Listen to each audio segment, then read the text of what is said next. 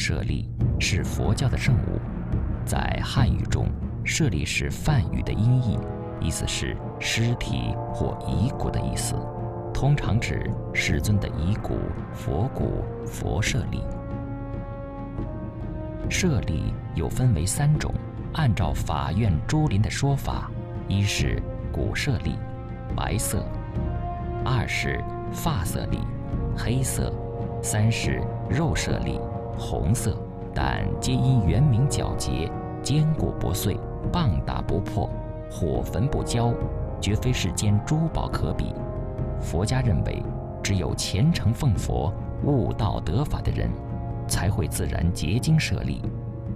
这是修戒定慧的结果，非常人可得，为最上福田。据资料记载，舍利子一般分有全身舍利、碎身舍利。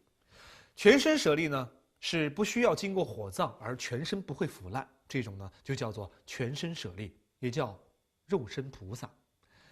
碎身舍利呢，则是火葬以后的遗骨，也就是我们前面看到的五彩斑斓的舍利子。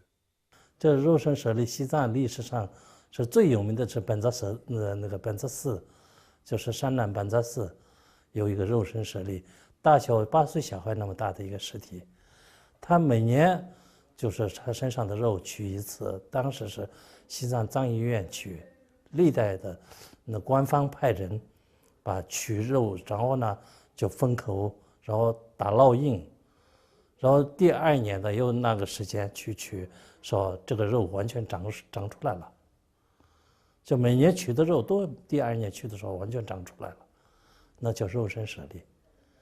那个肉是西藏以前的名贵藏药都有这个肉，这个是整个西藏只有这一个。我们目前看到的舍利，有的大如鸡卵，有的小如米粒。那么为什么舍利子它会大小不一呢？这些舍利子究竟是从何而来的呢？好，我们还是来请教一下专家。本来你看佛指舍利不就是佛的指节吗？佛牙舍利不就是牙齿吗？头盖骨不就是头盖骨吗？是吧？它本来就不同的部位嘛，是吧？所以我们现在很多人就是认为好像只有那种结晶体的有颜色的，白的、红的、黄的、绿的、蓝的这才是舍利子，不是各个部分。所以我刚才特别一开始讲舍利就是遗骨，反正他身上遗下来的没有变成灰的都是嘛。